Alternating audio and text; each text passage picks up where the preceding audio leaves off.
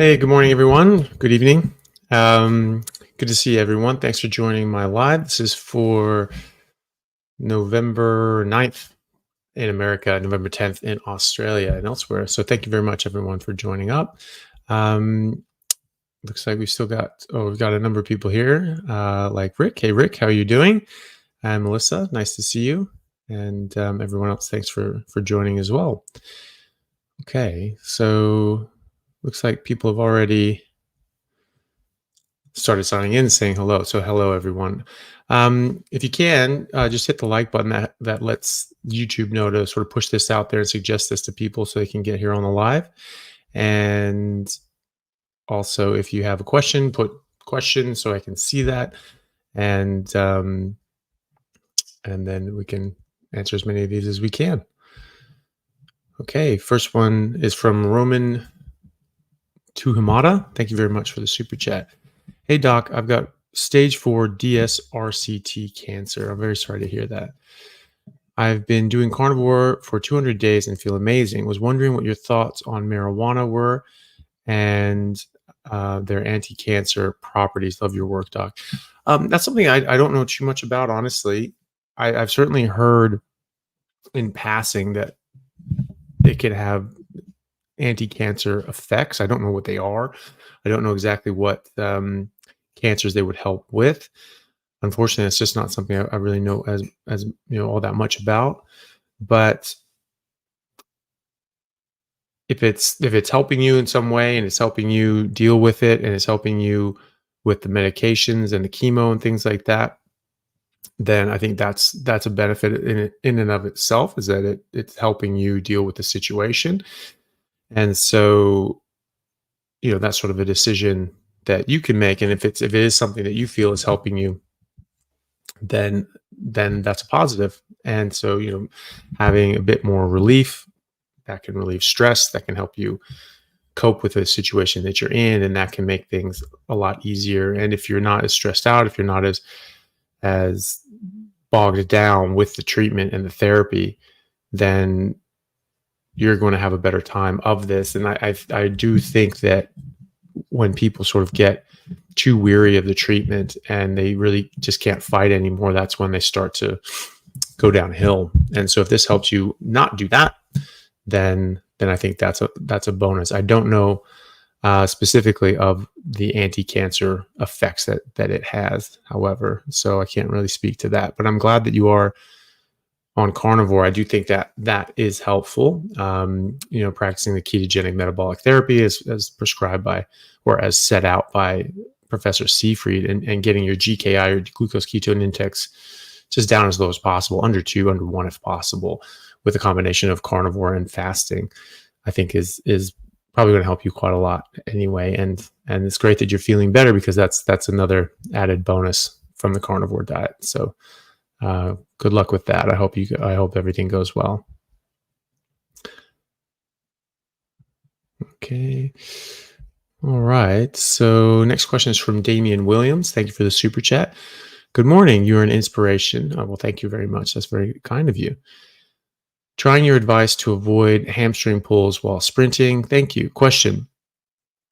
As OTR truck driver sitting for 7+ hours, your thoughts on compression socks? Yeah, probably a good idea. That they just keep your legs from pulling up blood and getting a bunch of swelling and things like that. Certainly, if you notice any swelling in your feet and ankle and legs, then probably a good idea. It keeps that blood moving, and it keeps the fluid from building up in the tissue, and that's going to help you from developing DVTs and things like that. I don't know how much of a risk that is for long haul truck drivers, but it sort of makes sense that you're just sort of sitting there for a long time. That can sort of pull up just like you would on a long haul flight, but you are sort of moving around sometimes, unless you're just on cruise control the whole time. But yeah, that's probably something to think about. I think that probably would be beneficial, and certainly if you're getting swelling, then definitely should wear those. 7-figure earner, thank you for the super chat.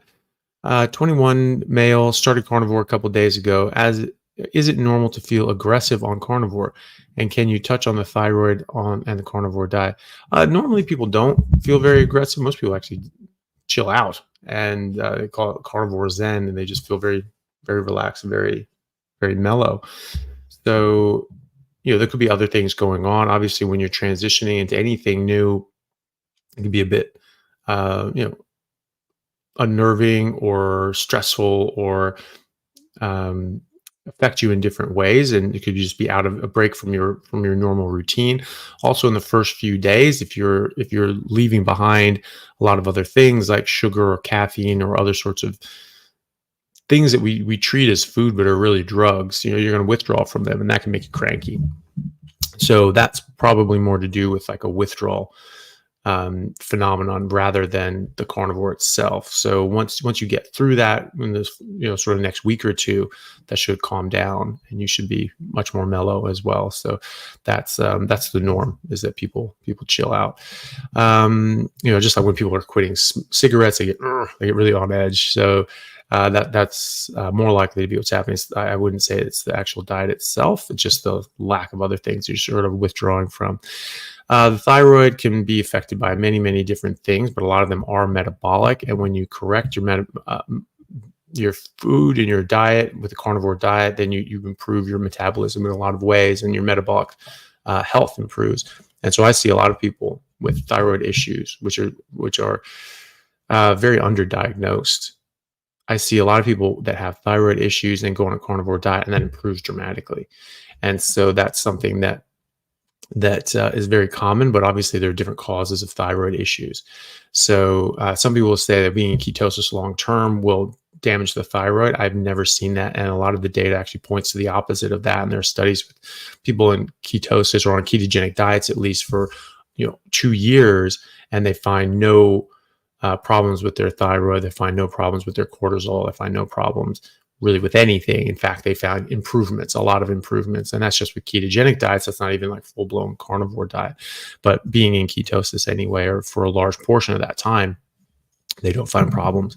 So I do know that when people eat a ton of organs, those are the ones that seem to have some of the problems. And there is a mechanism where if you have too much vitamin A, that can actually suppress your thyroid stimulating hormone, which will then obviously make it so you don't produce enough thyroid hormone. So that could be an issue. So that's why I always caution people and just tell them, yes, organs are great. They're very nutrient dense, and that can actually lead to issues if you're eating too much of them because they're too dense. And so you get a buildup of these different sorts of fat-soluble vitamins like vitamin A and copper, especially in cow's liver. So you can get a bit of a buildup in that. So try to eat things in proportion. You take down a buffalo, you've got 1,000 pounds of meat that's going to last you a year or two for a family. Certainly an individual. It's got one liver, it's got one heart, it's got 2 kidneys. So put things into proportion. It's a big liver, but it's still just one liver. So try to keep things in proportion. Don't have half of your calories coming from, or half of the poundage of your food coming from just organs, because that's not in proportion with what you're going to find in the wild. Grain finished beef or grain finished animals in general, probably going to be less nutritious. So you probably need organs to supplement in with. But a lot of civilizations like the Inuit don't necessarily use organs. Now there's mixed reporting there. Some accounts say that they do eat it, some don't. So it's probably in some areas they do and some they don't. But either way, there are certainly documented civilizations where they don't really eat the organs, and they give those to the dogs. And so, it's certainly not necessary that everyone has to do that. Now, some people may find that they don't get quite enough nutrients just on the muscle meat, and so they need to add in, some liver and things like that. But just if you're in that camp, then just keep it, in proportion with the rest of the animal. There are people with like the MTHFR gene mutation, probably can't process folate and B12 properly, and so they'll need a bit more liver and things like that, and that happens. But just see how you go, and just don't overdo it is the main thing. Coder Terry, thank you so much for the super chat. Hi, Dr. Chaffee. Can you talk about wet aging? I know you did a video a while back. Can you give a brief explanation? Thanks. Yeah, so wet aging is just when you buy one of those big primal cuts and you leave it in the vacuum wrap thing that comes from the store, from the butcher or the abattoir, packed in. It just goes straight to the store and you just buy it wholesale. You just leave it in there. So you leave it in there, you put it in the fridge. You don't have to freeze it, and you certainly don't leave it on the counter, but you need it in the refrigerator. But you just leave it. You just leave it in the cryovac pack. As long as there's no holes in it, as long as the air's not getting in, bacteria is not going to have a chance to go anywhere or get in there. Then you can just leave it for beef and lamb. I wouldn't really do that with pork or chicken, things like that, just because they will go off pretty quickly. So you don't want to do that. But beef, I've done up to 6 weeks. I don't think it's probably a good idea to go more than 4 weeks though, but it's not necessarily going to be a bad thing if it goes over 4 weeks, but that's probably a good limit to put that on, so you don't spoil it. And that's it. You just leave it there, and it just sort of breaks down a bit. It becomes more tender, bit better texture. Some people say it improves the flavor. Others say it doesn't really. It just improves the texture. And then dry aging improves the flavor. And that's certainly true. You're sort of getting out some of the water, and it browns better, it concentrates the flavor better. So that's the idea behind wet aging. And then doing a bit of dry aging or dry brining, putting a bit of salt on the steaks and then letting them sit out on the drying rack like I also do. I don't really use salt anymore. I just like the taste without salt. But if people use salt, just use the amount of salt that you'd want for that piece, and then just put it on a rack. Make sure it's not touching anything else. Leave it in there overnight and for a couple of days, and it just really concentrates the flavor. It actually tastes really nice. So, yeah, that's the idea behind that. Let's see. We go from T. Nelly. Question: do you think carnivore is the optimal diet for those with no medical or metabolic issues? Yeah, absolutely. I mean, that's the whole idea, is you don't want to develop the metabolic and medical issues. And that's what the diet is about, because if you are eating what you're designed to eat, your body's going to work the way it's designed to work, and you're not going to develop these metabolic issues in the first place, and unless you have other sorts of exposures. But because we're putting things in our face every single day, that's our greatest exposure generally, and new chemicals coming into our body is through our food. And so, yeah, first of all, even if you don't have any metabolic issues, you don't have any health issues, your health will improve dramatically, and you'll be surprised at the fact that it's like, wow, I actually didn't feel my best. I had no idea what my best felt like. And then you'll feel like a superhuman. So that's what you want to do. You want to eat to your biological design. And if you do that, your body's going to work to its biological design, and you won't develop these metabolic issues in the first place. But more than that, you're going to feel better than you've ever felt in your entire life, whether or not you have a medical issue. And I talk to people that say, I'm interested in the carnivore diet, but I don't have any health problems. And so, I don't really need to do that. And I point out to them, they say, like, I feel pretty good. So, I don't really need to do this.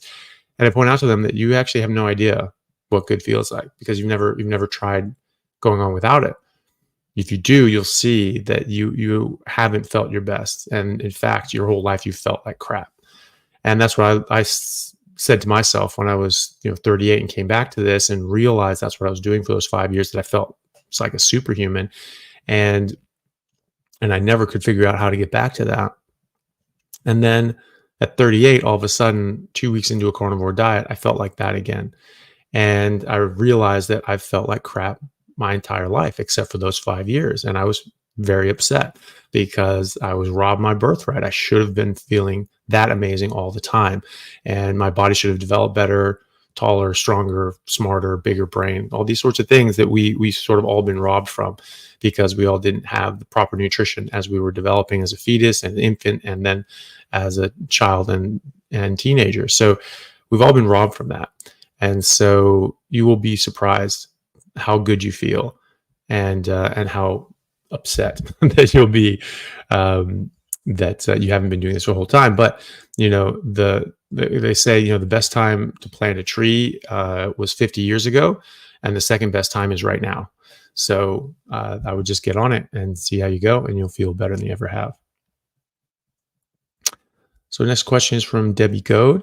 Question: how does low thyroid affect libido in a 69-year-old woman? It doesn't necessarily. I mean, it can make you just feel. It can make you feel low energy and just not really interested in life in general. I guess that could affect your libido, but generally it's other sorts of things, especially when you're 69, you're past menopause generally, and so your hormones are going to be very low. Women can actually get low testosterone. Women need a bit of testosterone just like men need a bit of estrogen. And so if you have a bit low testosterone on top of your other hormones being low, that can affect your libido as well. So some women turn to HRT, or even not even full HRT, where they sort of go back to youthful hormonal levels, but just like a little bit, just to make them feel a bit better and help their libido. And sometimes a bit of testosterone helps with that. Thyroid, you just makes you feel a bit down about everything, and so that can affect your libido, but it affects every aspect of your life, including your libido. Thyroid is generally helped by a carnivore diet. I've seen this many times. Hormones are helped by a carnivore diet in general, because you're taking away the impedance of thyrotoxic and metabolic disruptive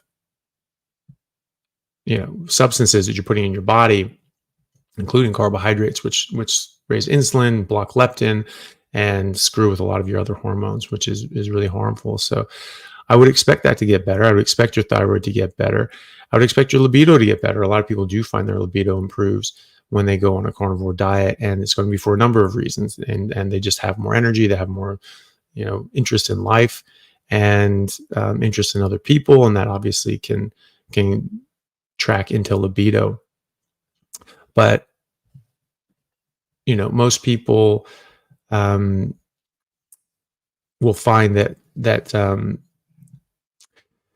I think I lost my train of thought there. Well, people find anyway that they improve, and their libido can improve as well. I think I forgot my end point there, but anyway, I do think that would improve, and so it's worth a try anyway.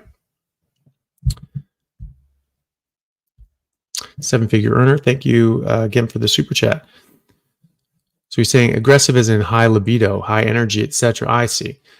People back in the day drank a lot of milk. Wouldn't the carbs in a gallon of milk take you out of keto? Yes, it would, and I've tested that myself. I drank 3 gallons of milk in 3 days, and my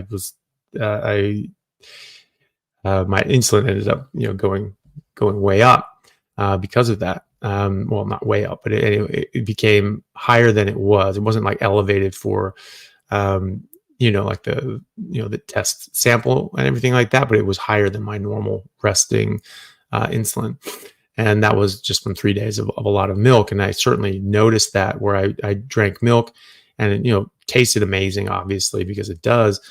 But no, my sweet sensation is much more sensitive. It's like I'm drinking ice cream when I'm drinking milk. So it's very sweet to me now, and that's very compelling to drink more of.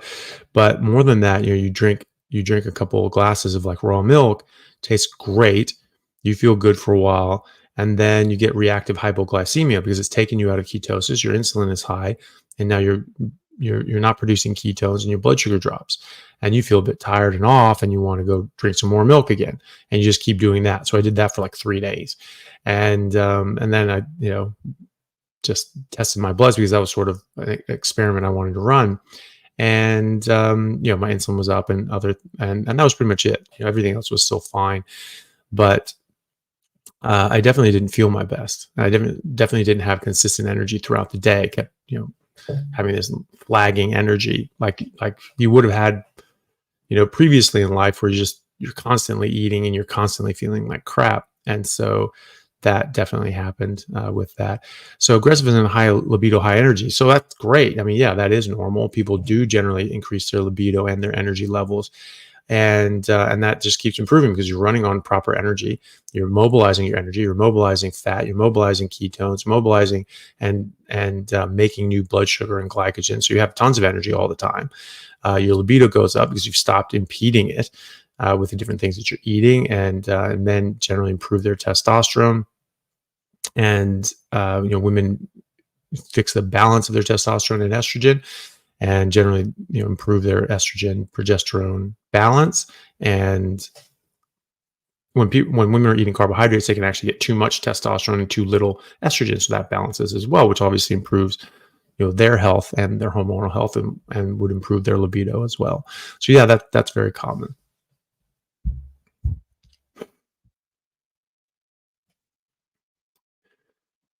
Thank you for the super chat from Fanafi Allah. Huge fan, carnivore, 22 years, 22 years old, I assume, maybe not 22 years long. Prefer raw, but all the data on bacteria and parasites in meat is off-putting when in developing countries. Well, yeah, look, I mean, in developing countries, you got to be a bit more careful. So you probably should cook it. Yeah.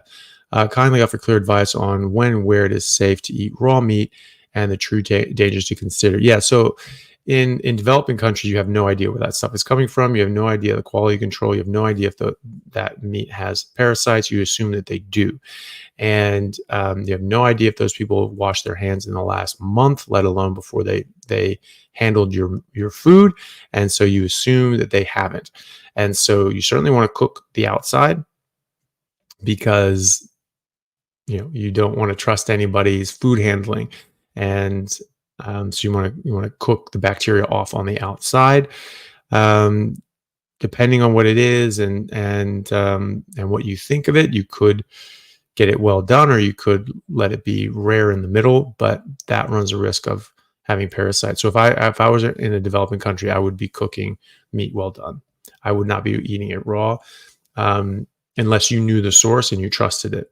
But if you're just at a restaurant, or just at a at a market or a butcher, I would not trust that. And so the only time I would eat raw is if you know exactly where that's coming from. If you're in a Western country, like America, UK, Australia, Europe in general, New Zealand, all these other places, and there's obviously many more. They have much tighter control over the quality of the meat that comes out, and they test them. Like the USDA will test them. They'll send off samples. They'll check for bacteria. If there's any bacteria, they shut it down, clean everything, deep clean it, check it again.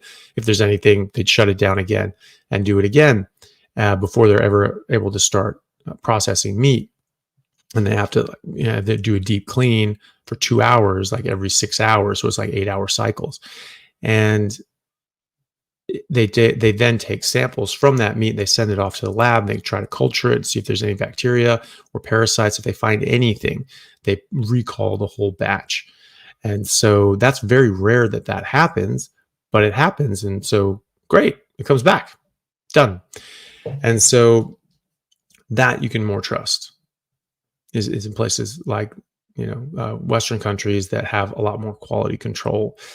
Even with sushi and sashimi, with the raw fish, they're very careful about that. They do things, specific fish, they treat them in certain ways to try to, make sure there's no parasites in there, or draw out any parasites if there are there. But even then, people that eat sashimi can have issues with parasites. So, you have to be careful, but I certainly wouldn't take that risk in like a developing country.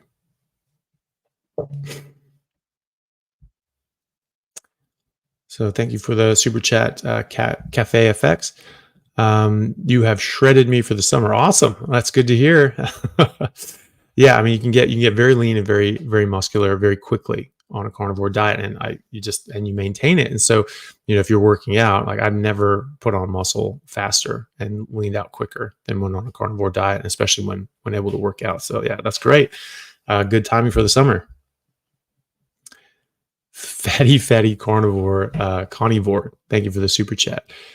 54-year-old female, 6 months on carnivore, beef, butter, bacon, and eggs, no dairy, down 67 pounds. That's amazing. 4 clothes sizes. BG stays near, blood glucose stays near 100. Why is that?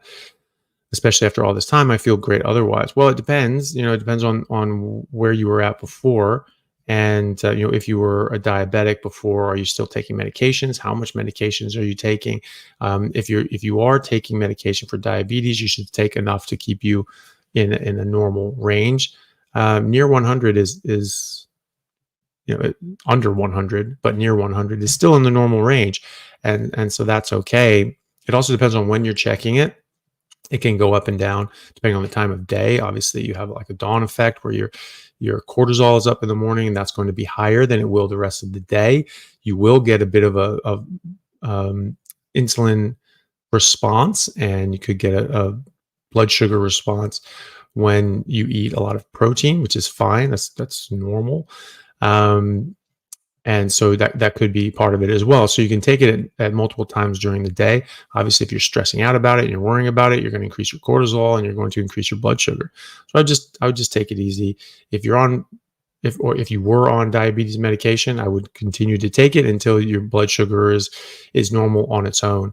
And it's been 6 months, which is great, but not everybody gets off all their medications in 6 months. And so just be patient with it. Make sure your blood sugar is in a good range. If it's under 100, that's still in a good range.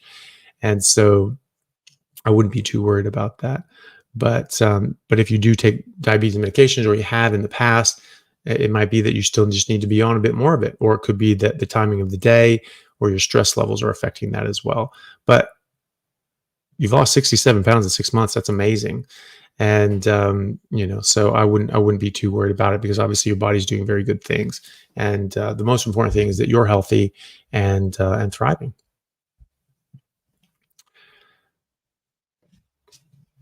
Okay. Andre Frazier, thank you for the super chat. Hi, Dr. Chaffee. Have you heard anything about the carnivore diet helping people with HIV? Oh, that's interesting. No, I actually haven't. I haven't come across anyone who has dealt with that on a carnivore diet. I mean, I would expect it just to help in general. Is it going to make it so that's not a problem? Really no way to tell.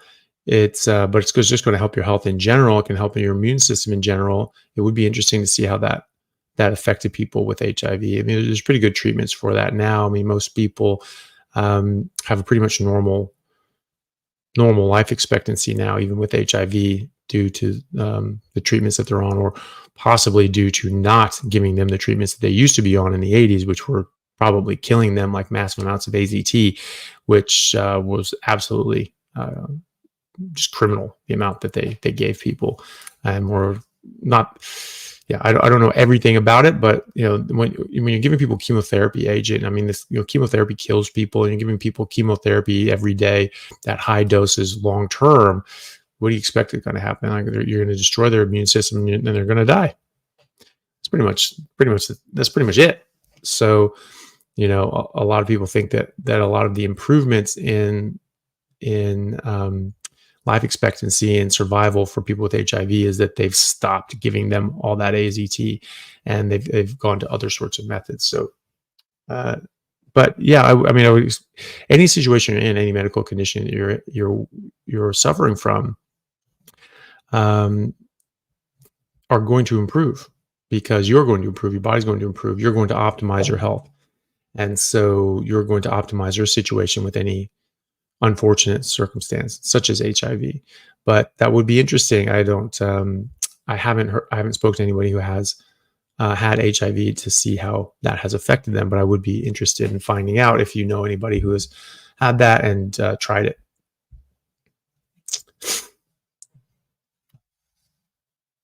All right. So Mark Briers, thank you for the super chat. Do you think a carnivore diet could help with heart conditions, for example, SVTs of over 200 beats per minute? Ooh, that's a good question. I mean, there's a lot of, so that's a supraventricular tachycardia. So that's, it depends, it depends on what's causing that. I mean, I I haven't spoken to anybody who's sort of suffered from that directly, like the HIV thing, but there are a lot of connections to our metabolic health and our specific organ health and our cardiometabolic health. One thing, apparently there's a strong correlation with atrial fibrillation, which is, rapid heartbeat, that stems from cardiac fat, like visceral fat, so fat around the heart and building up around the heart. And that sort of coincides with visceral fat around your organs in your abdomen. You sort of build up fat around the heart as well, and that can screw with electricity of the heart. And so there could be some sort of connection there. And so, if you address things that will address that, like addressing the visceral fat and and the cardiac fat, which are, according to Dr. Sean Amar, who's the expert in that field, is the best diet for that would be a carnivore diet, and then sprinting and resistance training to failure is the best exercise for that. And there's other sorts of things that he does in his protocol with his patients that also add to that. But a carnivore diet being the A number one diet that helps with that. So I would expect other things to improve. Obviously, it's not going to improve everything. It's not going to fix everything, but there is a connection between dysregulation of the electricity in the heart with things like atrial fibrillation and this visceral fat and fat around the heart. And so potentially, when you remove that and you eliminate that with diet and lifestyle, you can improve that as well. So that would be interesting to find out also. Okay, so Alan, thank you for the super chat. I'm not seeing a question with that. Let me see if there's anything down here.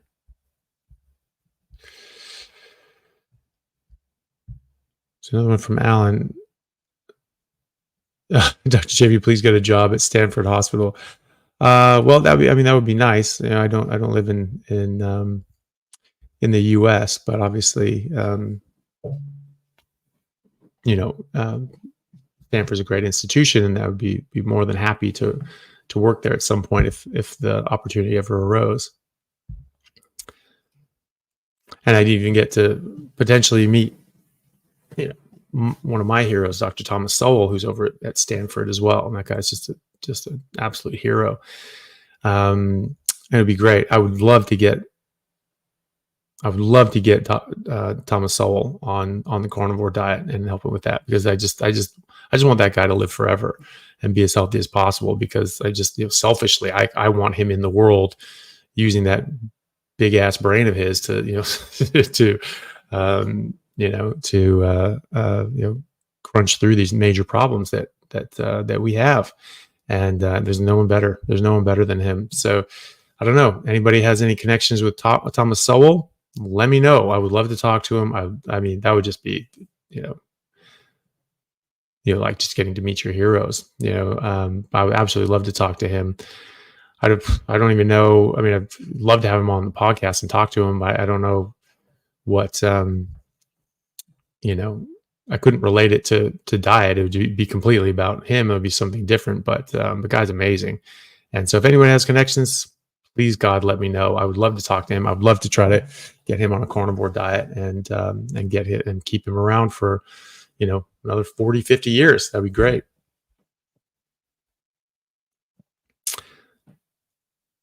Mason Hole, thank you for the super chat. I have psoriasis and started a carnivore diet to help with it. How long do you think it would take to see results? Looks like GR fed beef and water only. So could be grass or grain. I'm maybe going to guess you're going to say grass fed. If it's grass fed, then that's obviously, the best option. Grain fed still really good. It's better than other options, better than pretty much any other option. It depends. So some people find that their psoriasis clears up pretty quickly, like in the first few weeks or months. Other people find they have more of a stubborn case. The more strict you are with it, the more pure just beef and water you are, the better you're going to be. So I would expect, especially if that's saying that's grass fed beef, then you'll do pretty well. If you have a pretty stubborn case, it might take a little longer, but it will get better. Some people I've spoken to that have had stubborn cases where it's sort of lingered on for a few months. They found that using tallow as a moisturizer, just beef tallow as a moisturizer, that putting that on the psoriasis, that it actually helped clear it up. And so that's something you can do early on, is just keep it sort of moist with tallow, which is apparently very similar to our natural oils that we make and then we strip off every morning when we take a shower and wash with soap. So something you could think about, but it is different for most people. But most people find that they get significant improvement early on, especially if they're doing it very pure beef and water like you are. So I would expect you to get pretty good results. Jeff Lanton, thank you for the super chat. I've been on strict carnivore for a month, and the last couple of days I've noticed that most of my anxiety and depression is gone, and I have very stable energy levels throughout the day. Well, that's great. That's really great to hear, Jeff.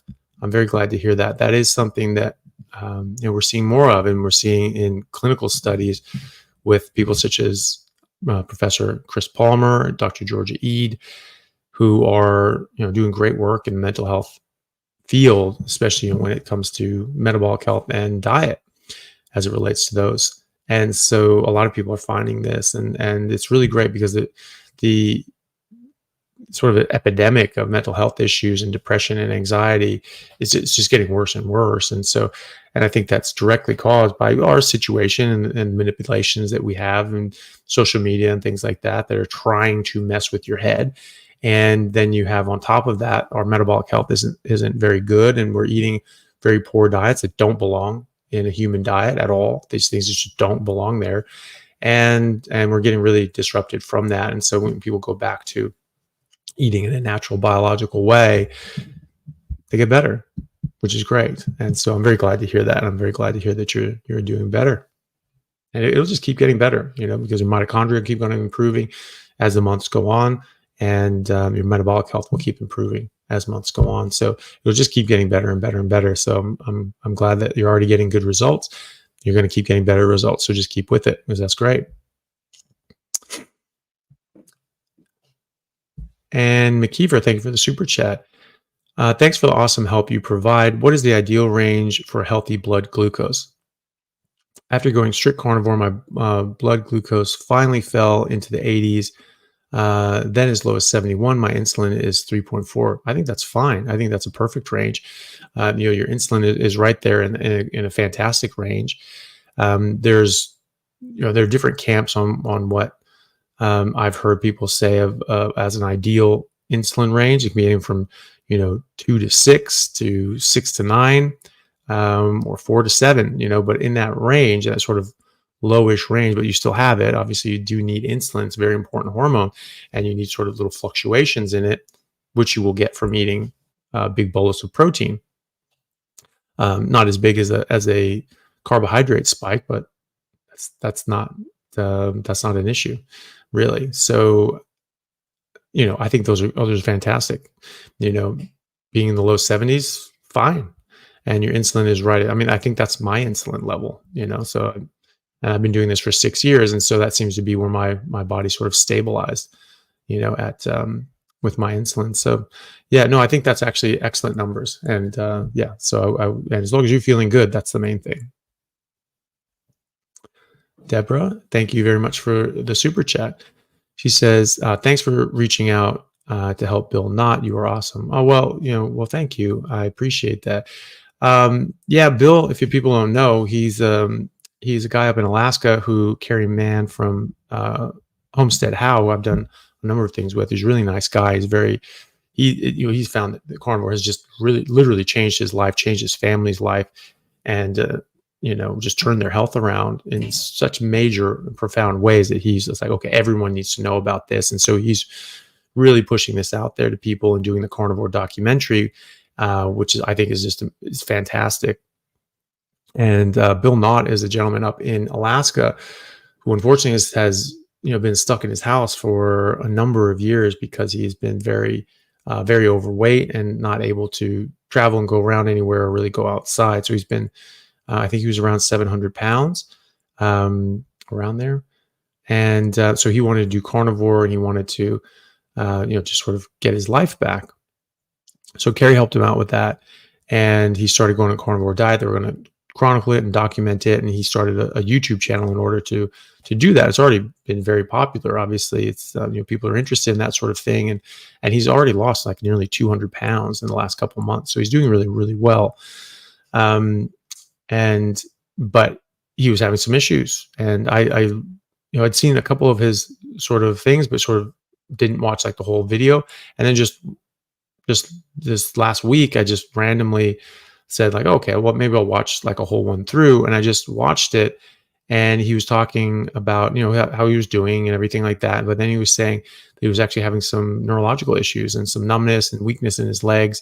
And that was very concerning for me, because to me, if I saw someone like that in the hospital or the emergency room, I would be very concerned about that they had something compressing their spinal cord, and that they might need surgery pretty much emergently, because time loss is nerves lost. And so if that's continuing, I mean, it's a slow sort of creeping onset over the course of about a month, but it's getting worse, and that's a bit concerning. So it at least warrants an MRI and to see what's going on. If it's not any sort of something pushing on the spine or the spinal cord, then there's some sort of medical issue that needs to be addressed as well. Either way, it needs to be addressed. And so I just sort of reached out to him and let him know my thoughts. And so he went to go get an MRI. Unfortunately, he was just over the limit for the MRIs, literally by 15 pounds. So he was very close, but they had to get a special MRI, and that's not available for like 4 days, even though it's pretty urgent that he get that done. But hopefully we'll be getting that soon. Apparently it's going to be on Saturday, and hopefully he does well. If people haven't seen Bill, check him out. He's a really nice guy. He's very inspirational, and he's really working hard to get his life back, which is really great to see. So you can go over to his channel and say hi and support him, and see what he's doing there. But he'll be in that carnivore documentary as well, and they're doing just a fantastic job. And hopefully this is either nothing or something that can be treated easily. But just sort of concerned that he needs to get it checked out soon anyway. Oh, this is Alan. Thanks again for the super chat, and please get a job at Stanford Hospital. Yeah, well, maybe down the road. My uncles went to Stanford; they really loved it, and have some connections there. Like my mom's cousin went to Stanford Medical School, and his dad was faculty there. So there are some family connections there, and that might make it interesting. But I mean, nothing that would help me get a job.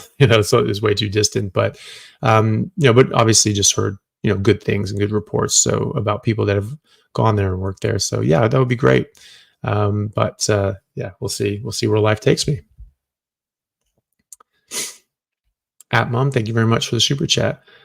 I think you missed my super chat at the top of messages. Interesting. I don't think I did see it. Super chat at top of messages. I'm not seeing it. App Mom.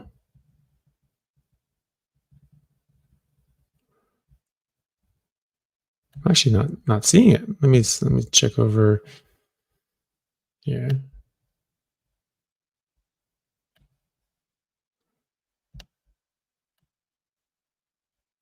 I'll try to go all the way up.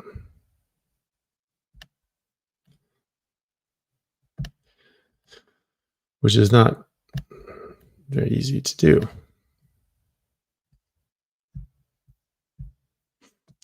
Let's see.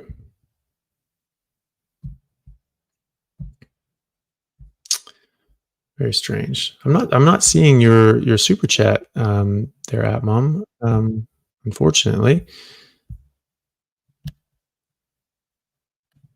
Normally this allows me to see just the super chats in a special window, and it's not actually showing. So I don't actually know what's going on there. Hmm. Oh, maybe. Oh, there we go. Oof, that's really weird. That's weird that they didn't show me that. Okay. Chat mum. Well, thank you for the super chat. Carnivore for 6 months, 30 kg overweight, still have loose stools and high alkaline phosphate.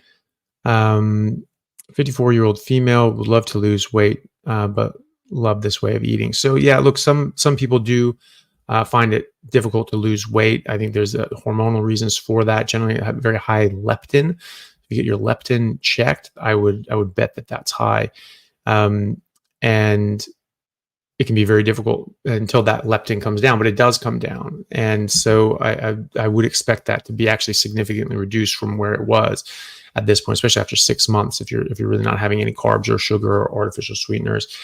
And you can look at things like Kelly Hogan. Kelly Hogan actually put on weight for 6 months on a carnivore diet, but she was feeling so good that she was like, okay, I'm just going to trust the process and keep going with this. And so she did, and then eventually it just started coming off. And then she's got it all off, and she's kept it all off. So I would expect that to happen to you as well. You can always check your leptin and your hormones and make sure that there's anything underlying that maybe needs to be addressed, that may be making this a bit more stubborn. But you should check out Kelly Hogan. I did an interview with her on my channel, and then she has done a specific video on not being able to lose weight on a carnivore diet with Charles Washington, who's been doing carnivore for probably nearly 20 years now. And he runs the Facebook group Zeroing In on Health, which I think is an excellent one. Zero Carb Health with Dana, and then Zeroing In on Health with Charles. I think those are probably the two best carnivore Facebook groups out there. And they're very strict, but I think that's good. I think that's what makes them good. And so there are a lot of really good ones, but those are sort of two of the original ones. And so she does a video with Charles, and they talk about that, and they talk about that phenomenon. It is rare. Most people do lose weight early on and pretty quickly, but not everyone does. And so what you have to do is you have to troubleshoot. Are you only eating fatty meat and only drinking water? If there's anything else in there, cut it out. And even if you don't think, I mean, it's just, sugarless gum, just get rid of it. Anything that's not fatty meat and water, get rid of it and see what happens. A lot of time that's the trigger. That's the whole, even dairy it can be a stall for people. So just get rid of anything besides meat and water, even just beef and lamb and water, and see how you go. And then also just focus on your health, how you feel, how you're doing, how your energy levels are. Are you coming off medications? Like, that's improving your life. That's improving your health. You can check your blood. You can check, do a sort of a deep dive into your hormonal health. Maybe your thyroid's out of balance. Maybe your leptin is massively elevated. Maybe there's something else going on. Maybe you're not absorbing nutrients and minerals properly, and your B12 is in the ground. So you correct these sorts of things that diet can correct most of the time, but sometimes it needs a bit of help, especially early on, and then you maintain it, or you're just, parts of your bodies are just not there anymore. You have things like pernicious anemia. You can't absorb B12 properly. You have to get shots. You've destroyed your thyroid for decades and decades of low-grade autoimmunity or high-grade autoimmunity, and you just need help with your thyroid. That happens. So I would follow that in that sort of way, in that order, and also just give it time. Focus on your health. Focus on how you're feeling, and eventually you'll get through. But even if you never lose any weight, you will be in better health. You will feel better. You will perform better. You'll have better energy. You'll live longer if you're eating optimally. If you go back to eating the way you're eating, you're going to go back to feeling the way you're feeling. You're going to go back to putting on weight, right? Because you're going to be doing the same things that got you into the situation that you're in. The loose stools, that can be a number of things. Usually people are still drinking coffee, tea, taking magnesium supplements, artificial sweeteners. Those are the main things. Things like metformin. that can also cause loose stools as well. And people say, well, I'm drinking the same amount of coffee I was, before I went carnivore, so obviously that's not it. No, it can be, because now you don't have a whole blockage of fiber clogging up the passages, so it can be push things through very quickly. If you're not having any of those, if you're only eating meat and water, then it could be that you're eating a lot more fat than your body can absorb, and you can just pull that back. Or the alternative side is that if you're eating such a low amount of fat that you're starting to get little pseudo blockages, and you actually get overflow diarrhea. It's called spurious diarrhea, or overflow diarrhea. And so that looks like most of the time you have watery stools, and then every now and then you have this hard, rocky chunk that comes out. You're like, Jesus, and that was difficult to get out of there. And that's what that is. That means you're way too little fat. You need to eat a lot more fat, and that would be much better off. So I would give that a try. Zeus Wayne, thanks for the super chat. This is one of the ones that just for some reason didn't show up, but we're up there. So thank you very much for the super chat. How often were you sprinting when you felt like you could break a world record at a marathon? Yeah, I'm an ultra endurance athlete, recently switched to sprint heavy training protocol and meet. I'm improving so much quicker now. Awesome. That's really great to hear. So when I was doing that, I mean, I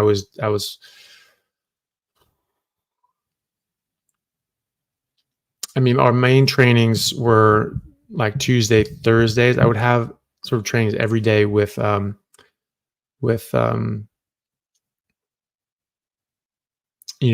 college team. But like Tuesday, Thursday would be the main one. I'd be from like 3:30 to 9 o'clock, 9:30.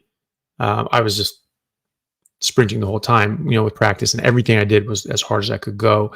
Then on the weekends, I'd have at least 2 games, if not 3 or even 4 games, because I just wanted to get as much training as possible, because I just wasn't enough fitness for me on the weekend, because I needed to sprint more than that. And then I would do other work on other days. So quite often I would do like boot camp training sort of things, where I'd just be going like on Mondays and Wednesdays as well. So it'd be sort of like 4 days a week, but like the Tuesdays, Thursdays, it would be for 6-7 hours, and then games on the weekend as well. And yeah, just eating meat, I just got better and better and better and better and better. And then I would do some runs every now and then on my own. And like I would be on the Kirkland waterfront. I'd just be sort of just sprinting up and down the waterfront on Lake Washington Boulevard. And it had these mile markers where it was like, you see like half a mile at a time. And so I'd just be running hard. It was just like, yeah, this is easy. I'm like, okay, next signpost, I'm just going to sprint the next half mile. And I would sprint at just a dead sprint for half a mile. And then I'd sort of just run hard the next half mile. I was like, yeah, that was fun. I mean, I could have kept sprinting. I could have just sprinted the whole mile. And I just sort of played around with that. Like, how long do I want to sprint? I never wore myself out. Like, I could just keep sprinting. It was just, that's interesting. And so that's how I figured. And I would just do that. I would just go back and forth and back and forth, and I'd just be just sprinting and doing that. And it was like, and I'd be doing sort of like half marathon sort of distances in that sort of wind sprint sort of pattern, where I was like either running very fast or at a dead sprint. And I just literally could not wear myself out. I just wasn't even really breathing hard. And I have asthma.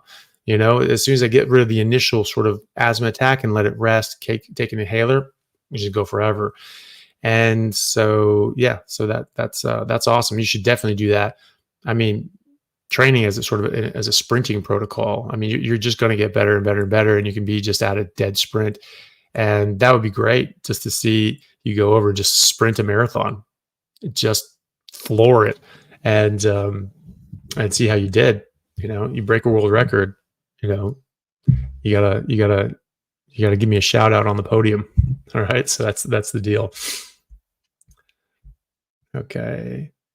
Okay. I think that we got the ones that we missed.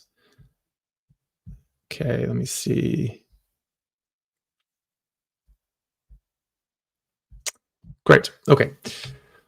So, Sama, thank you very much for the super chat. Let me just see how many I got here. Okay. I think we've got a number of super chats here, and I've got about 25 minutes, half an hour. So why don't we sort of stop the super chats there, and I'll answer all these ones, and we'll go from there, because I have to head to work after that. Sama says, "Hi, Dr. Chaffee. My friend has paroxysmal nocturnal hemoglobinuria, a rare blood disease that causes red blood cells to break apart. Will she benefit from doing keto carnivore diet? Thanks for all you do." That's a good question. That again isn't one that I've come across before in the context of keto carnivore. I haven't looked up if there are any studies on keto diets, and uh, but with that issue. But you can certainly go to like Google Scholar and try to like look that up and see if you can look that up and just put in ketogenic diets with paroxysmal nocturnal hemoglobinuria, and see if anyone has done a study on that, or if there are any like case reports. Yeah, it's hard to say. I mean, your body's sort of breaking down your hemoglobin. I mean, that's not what it's supposed to do. And so, presumably, if your body's a bit out of balance, and you're eating things you're not supposed to eat, and your body's not working the way it's supposed to work, you get these weird sort of issues. And that's what we're seeing. We're seeing people with these strange diseases, these strange issues. They start eating normally and they just go away. So we don't know exactly what's going on there, but whatever it is, it's working. And so I think it's well worth a try. And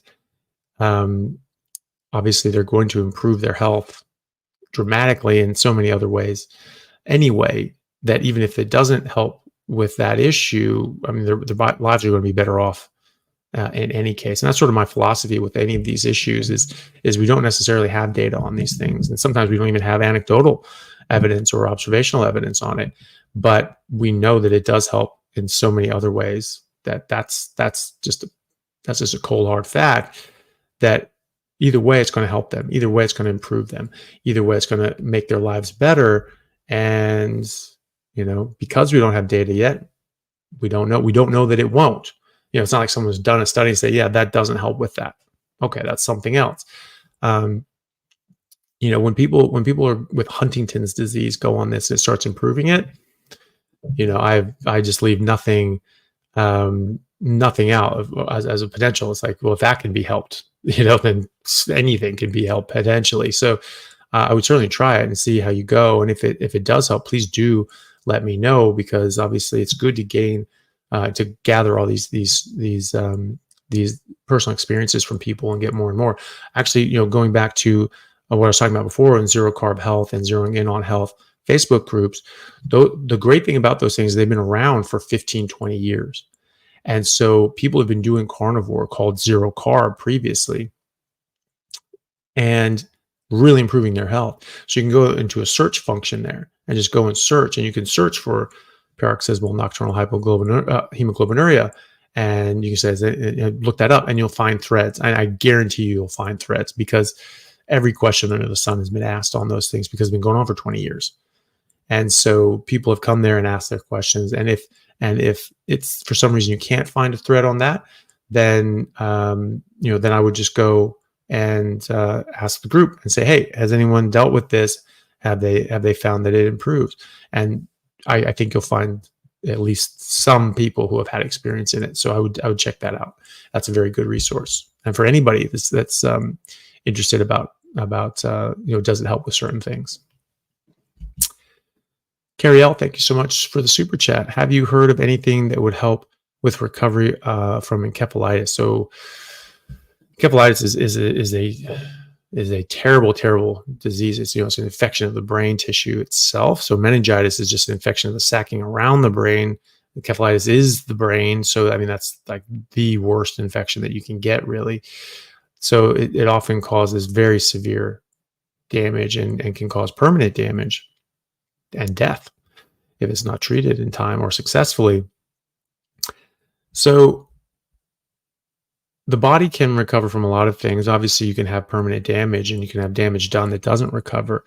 We do have studies on traumatic brain injuries and some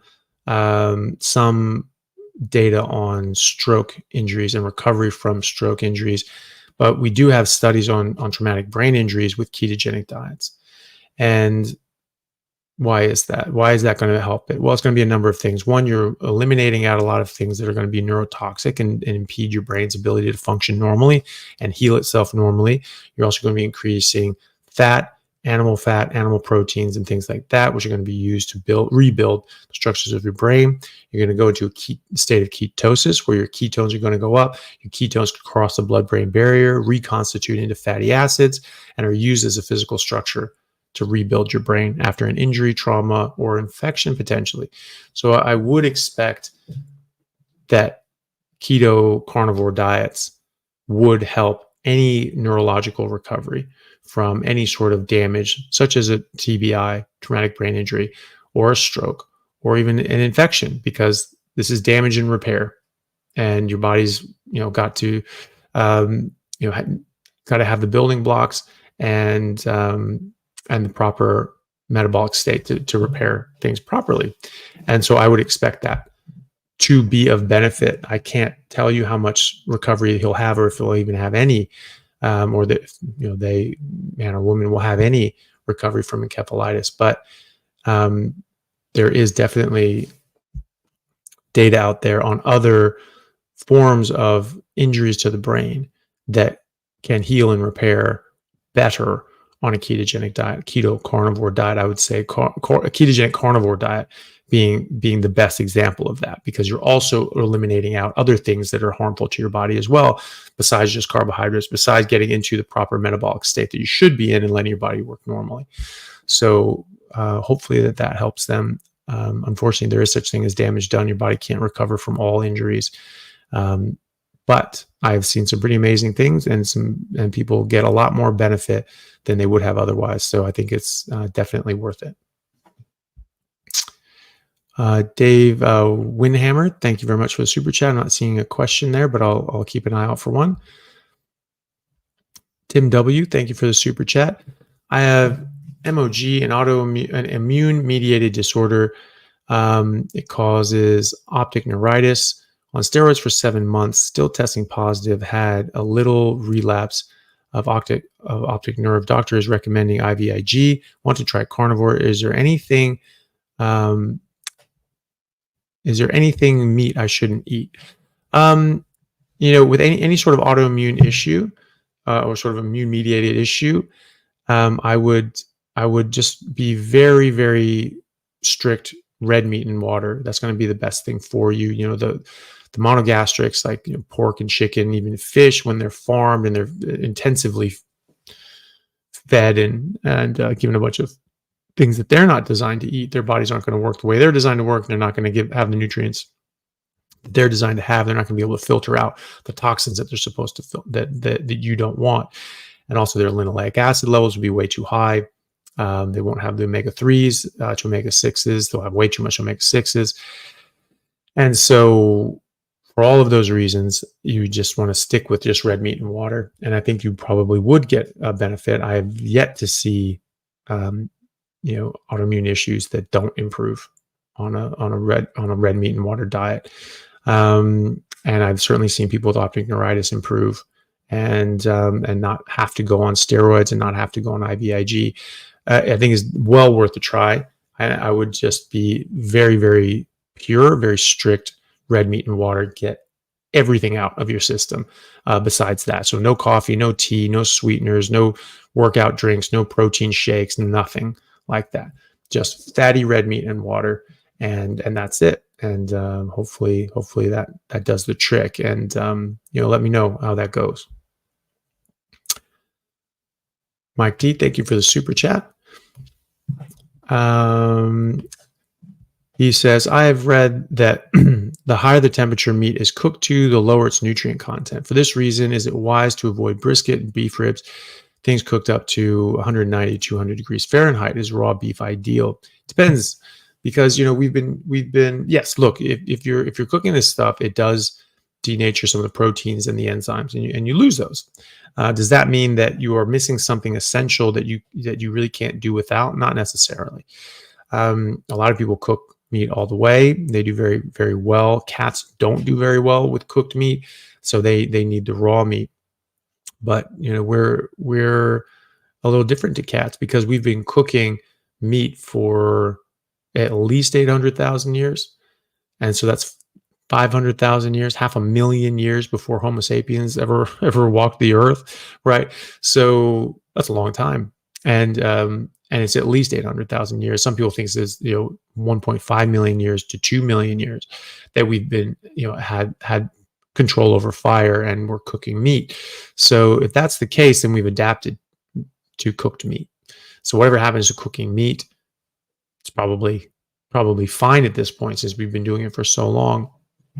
But yes, it is true. Objectively, you do lose some of these nutrients like taurine or glutamine. Now you make glutamine, you make taurine. So do you have to have them? Not necessarily. Higher taurine has been shown to be beneficial for health and longevity. But you have to have it to live? No. Is it better to have more of it? Seems to be. Same with carnitine and carnosine, these sorts of things. So I don't think that you need to avoid brisket. I don't think you need to not have beef ribs. I think that if you have a mix of that, you should be covering your bases. I don't think you have to have these things. I don't think that's necessary for life because I don't know of any essential nutrient that we lose by cooking meat. But that doesn't mean that it's optimal.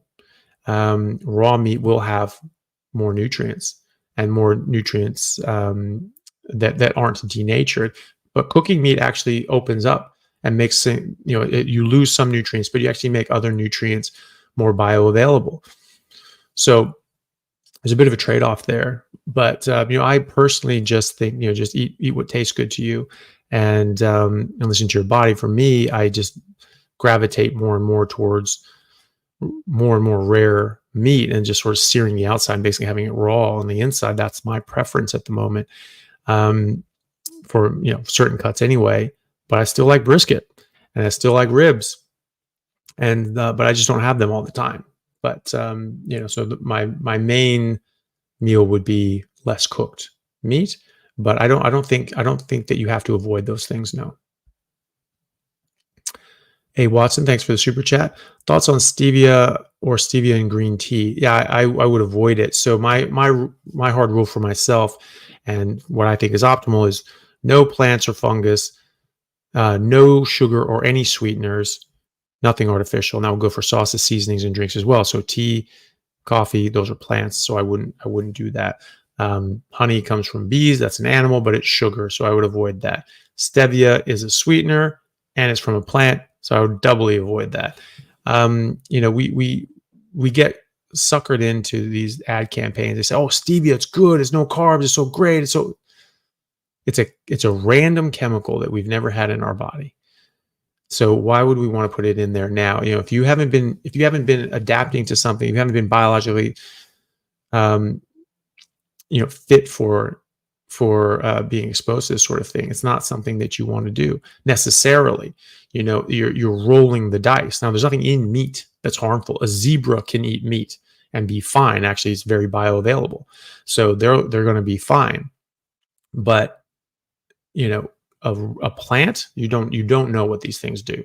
So if it didn't exist in the last ice age, is what our ancestors were, and our ancestors weren't eating it during the last ice age, don't eat it. If it didn't even exist as a product, in the last 100 years, definitely don't eat it, right? If you had to have some sort of chemical factory involved to make a product, really don't eat it. So stevia, we don't have much data on this stuff. It's just brand new, right? But there have been studies done in animals, so preclinical trials, and they found that it actually severely affected their fertility rate. And they found that mice, they just had one equivalent of 1 can of soda a day for a human with stevia in it. They dropped their fertility rate by 55%, right? So what the hell is that doing to our body, right? We're not furnaces. We're not combustion engines. We're not just, this goes in there and it burns and this doesn't have any calories, so it doesn't burn. That's very foolish. People who talk like that really have a fundamental misunderstanding of our biology and biochemistry. We are chemical factories. We're not a furnace. And so chemicals go in our body and they react and have chemical reactions with other chemicals in our body. Has nothing to do with heat that escapes when you burn it, because nothing is being burned inside of us. So, you need to understand, you need to think about in that context, you're putting a chemical in your body. It's going to have chemical reactions in your body. Is that a chemical that's supposed to be in your body? No, it is not. So you don't know what's going to happen in there. I would bet it's not good. And in fact, in animal models, it seems to really not be good. And so I would avoid that if I were you. Bull Carnivore. Oh, thanks for the super chat. Oh, good to see you, buddy. And thanks for the great hangout yesterday. Yeah, it was good. So we did a live yesterday that people can check out on my YouTube channel. And Bull Carnivore asked me a bunch of questions that were submitted to him, and then we sort of answered some questions to everyone else, like we're doing now. Lilu, thanks for the super chat.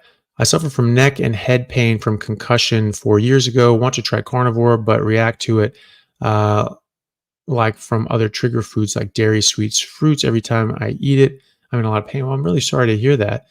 It actually is really good for recovering from head injuries like TBI.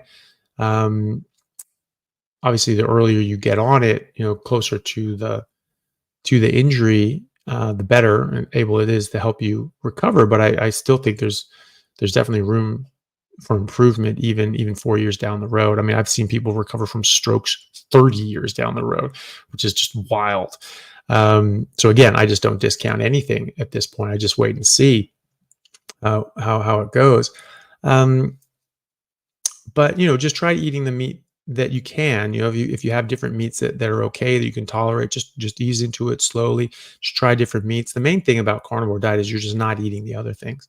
And so not eating things, like carbs and fruit and vegetables and things like that, that hopefully shouldn't cause a reaction. If it is, then that's likely to be a withdrawal. And you can withdraw from sugar, and you can get headaches, and you can feel pretty rotten from that. But that goes away. Same thing with caffeine.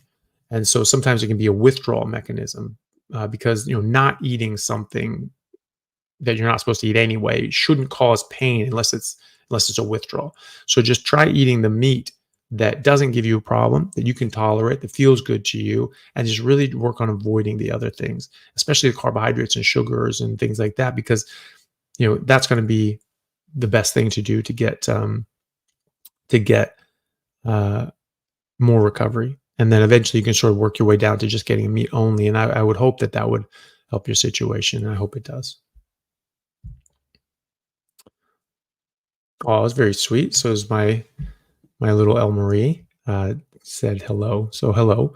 Thank you for all that you do to help others. We all love and appreciate you. You're my favorite carnivore guy. Well, thank you. You're my favorite carnivore girl. Very sweet.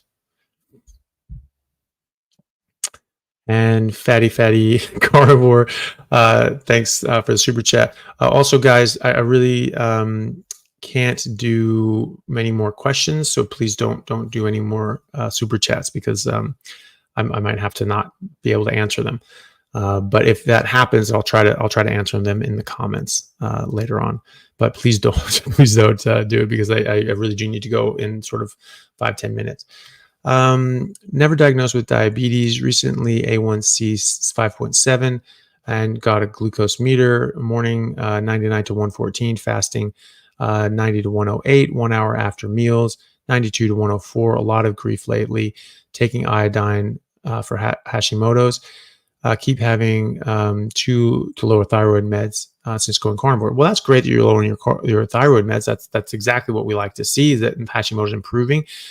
Be careful taking iodine with Hashimoto's, because that can actually trigger and worsen Hashimoto's. So that should be under doctor's supervision. If you have normal iodine levels, general recommendation is not to take iodine. I don't think your blood sugars are that off. If you're very stressed, you had a lot of grief lately, your cortisol is going to be up. That's going to explain that. I would just work on calming down, centering yourself, focusing on your health, focusing on the things that you need to focus on, and don't get too stressed out about your blood sugar. Those blood sugars are fine. The A1C is 5.7. Look, it's not a big deal. Your body is recovering from a lot of things. Just give it time and give yourself peace. You're doing great. Everything's going great. Your thyroid's improving, and you're improving in other ways. So I would just focus on that, focus on your health, and focus on getting through your issues with grief, and hopefully getting to a better place. And I think everything will settle down once you do. And I'm very sorry to hear about that things have been hard recently.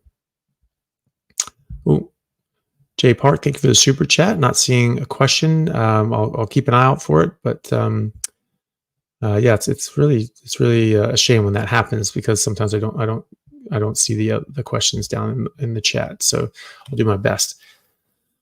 Okay.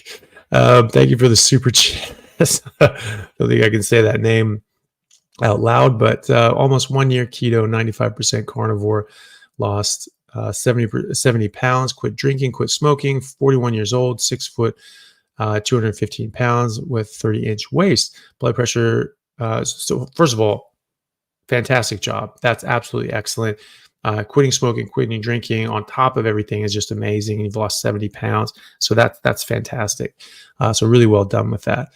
BP still always high, average 160 over 95, no caffeine for the last 4 months, 2 previous heart attack at 38 years old, 98% RCA blockage. So high blood pressure, there can be different reasons for high blood pressure.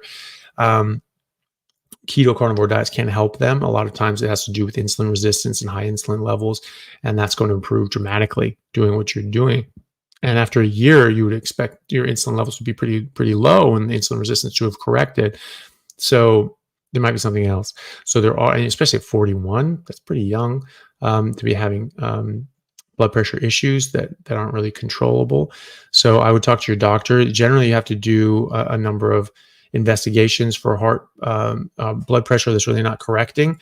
And so you check for these sorts of things like pheochromocytomas and different sorts of, weird, wild, wonderful things that do show up occasionally. So I would definitely if you haven't been checked out for those, I would definitely get checked out for those. And I would go on blood pressure medication in the meantime anyway, because you don't want this chronically high blood pressure, because that can cause its own problems. But I would certainly investigate that as well.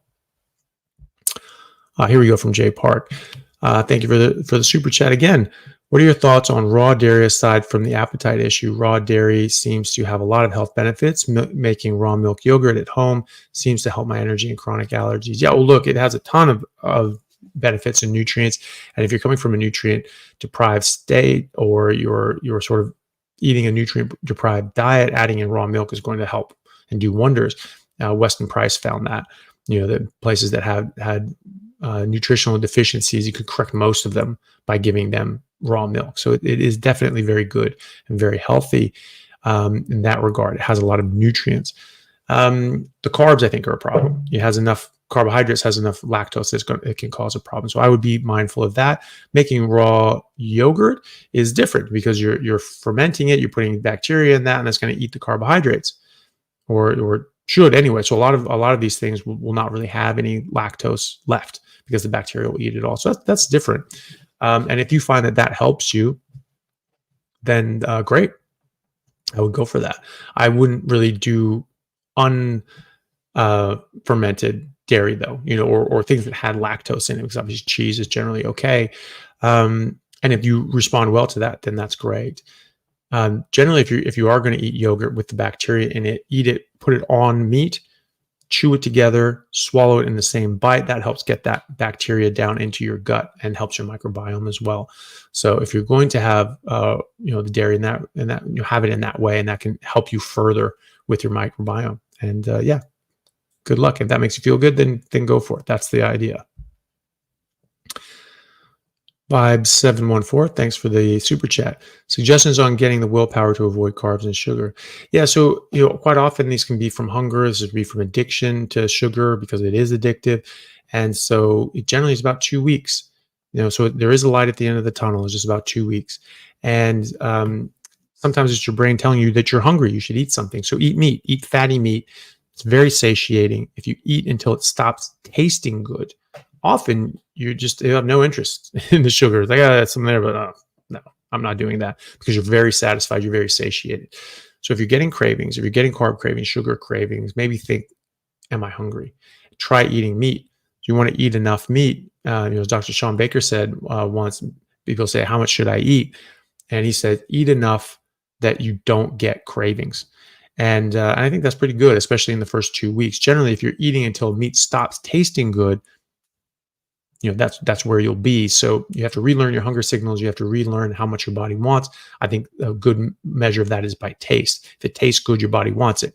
Once it stops tasting good, your body's fine, and that will generally suppress the cravings. And after about 2 weeks, that goes away unless you're under eating, and then your brain's just telling you eat something. And so eat something, but eat meat, and those cravings usually go away. And so, yeah, good luck with that. And remember, 2 weeks, it's not that long. And just eat a lot of fatty meat, and those cravings will be suppressed, and then they'll pretty much go away after 2 weeks. All right, good luck with that. Dave Windhammer, there we go. So thank you again for the super chat. 59 years old, 14 days on carnivore, down 14 pounds. Very good. On metoprolol, 50 milligrams twice a day, flecainide, 100 milligrams once, and atorvastatin, 40 milligrams once. My blood pressure went from 127 to 98/56, feeling great. Just worried, skipped one metro at night. Yeah, look, you need to work with your doctor about your blood pressure. I don't know why you're on the metoprolol. It could be for a fib, or it could just be for blood pressure. But either way, your blood pressure issues are going to resolve. Most of them do. Our gentleman before seems to have some stubborn ones, which is why I think you should investigate that, because a lot of people will be like Dave here, who improves their blood pressure quite dramatically, and drops 30 points in 2 weeks. So quite often that's what we see. And so you need to work with your doctor on reducing that dose, or coming on some other medication that doesn't quite drop you too low, because you can get lightheaded, you can get dizzy, you can stand up and go lightheaded, and you can fall over because your blood pressure drops too low. So so if your blood pressure is going lower and lower and lower, you need to take less medications. So work with your doctor on that. Get a game plan on what you should change to, what you should go down to, and how you should change it and how you should address it. But yeah, if your blood pressure is too low, if your blood pressure is 98/56, you should be very cautious about taking any blood pressure medication at that point, because you will likely drop too low.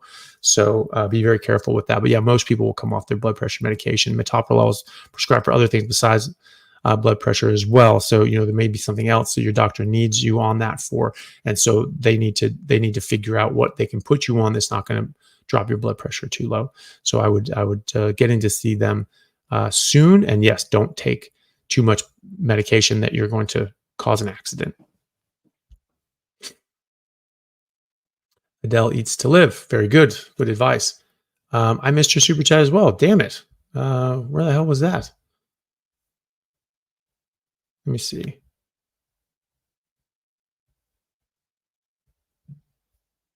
See if I can go back.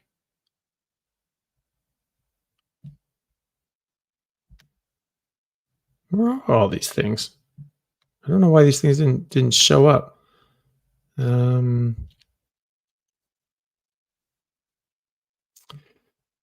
Roman.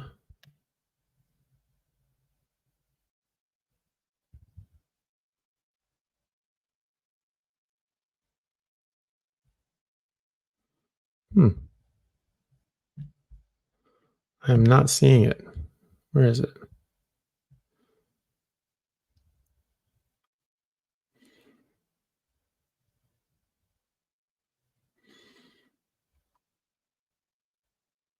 I'm really not seeing this. I don't know what happened. Well, if you can put your question just in the normal chat, I'll try and see it. There's just one more super chat, and then I was going to go.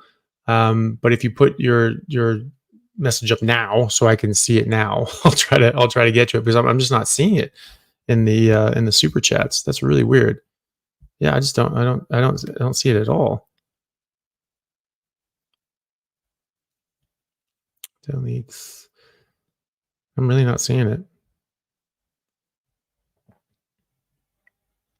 Yeah, I don't know what's going on. Maybe just put it in the messages now, and hopefully I can find it, and maybe someone can point it out to me, and we can go from there. But Okay. Yeah, very sorry about that. Okay, so here's a question from Sam. A follow-up question: a quick PubMed search: paroxysmal nocturnal hemoglobinuria (PNH) is a very rare clonal autoimmune disease manifesting with hemolysis, thrombosis, or bone marrow failure. Carnivore seems to help autoimmune diseases. It does, and so I've yet to see an autoimmune issue that doesn't respond very well. So very strict red meat and water, and nothing else. And I would be willing to bet money that improves. So, well, that's good. Yeah, good. Interesting there. Yeah, I don't know if you search in for PubMed with that and ketogenic diets to see if that's helped anything. But if it's an autoimmune issue, I would expect it to get better. I mean, that's eventually it's gonna run into the exception, but I haven't seen it yet. I've yet to see an exception to that rule that there's any sort of problems with or that it doesn't sort of improve on that, because it just every autoimmune issue I've ever seen does. Okay, let's see. Here we go. Thank you very much, Melissa, for grabbing that question. So, question from Adele Eats to Live. My fiance went under anesthesia on September 7th, and has since that same night had light and sound sensitive panic attacks, anxiety attacks, and brain fog. Oh, very, very strange. Well, that's a very severe reaction. Generally, reactions to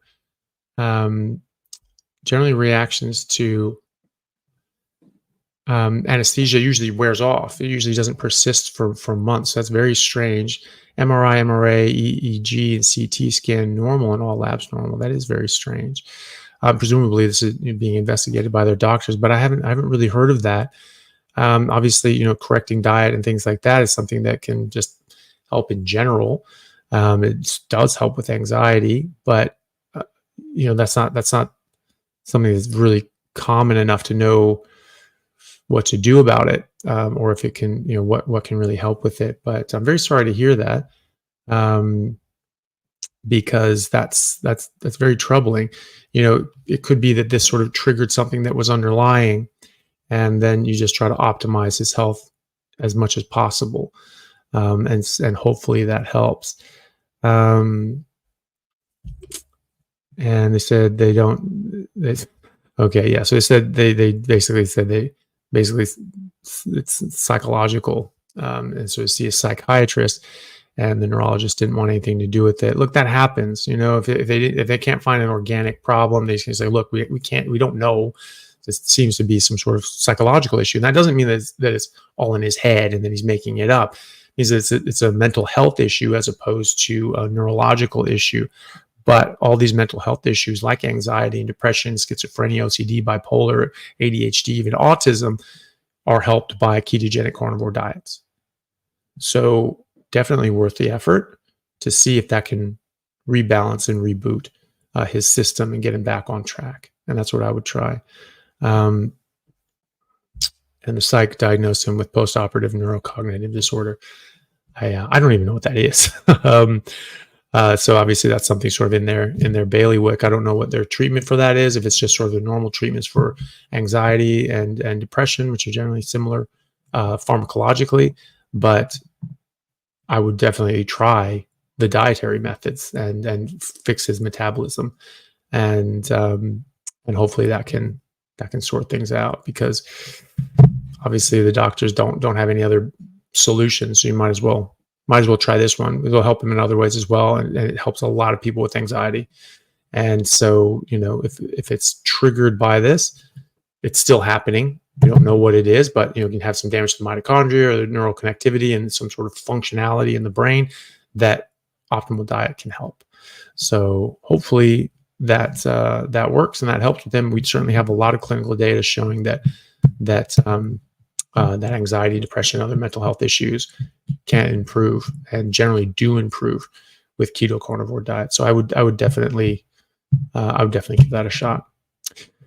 Okay. Thank you very much, everyone. I really appreciate you guys coming on and submitting the questions. And thank you, everyone, for the super chats. It's very kind of you. And good luck to everyone. Good luck to you, Adele, and to your husband. Hopefully he recovers soon, and hopefully the carnivore diet helps. And oh, good God. Jesus. Okay. It's the last one, guys. Stephen, question not carnivore related, but what does the literature say on exercising at night before sleep or AM versus the day? Thank you. I've shared the content to dozens of people. I'm actually not too sure about that. A lot of people say that exercising in the morning does better because you're basically in a state of ketosis and fasting, and that you can burn fat better. So that's generally the argument. But if you're on a carnivore diet, you're always in that metabolic state anyway, so it doesn't really matter. I work out at night all the time. I feel great with doing it. Dr. John Jaquish is more of an expert in the exercise physiology side of things, so he might have something on that as well. So I would maybe check on his pages and see if he has something on that. Okay, really have to go now, guys. Thank you all, and I'll see you guys on Sunday. What time? Sunday at, call it, well, I'll figure it out. Anyway, Sunday afternoon, early evening for my next YouTube premiere of my next release of the episode, and I'll be chatting live with everyone. So if everyone can make that to the premiere and hit like and share it around, it really helps the algorithm say like, oh, this is something that people are interested in, and gets it out there. So that would be great. Thank you, everyone. Really appreciate it, and I will see you next time.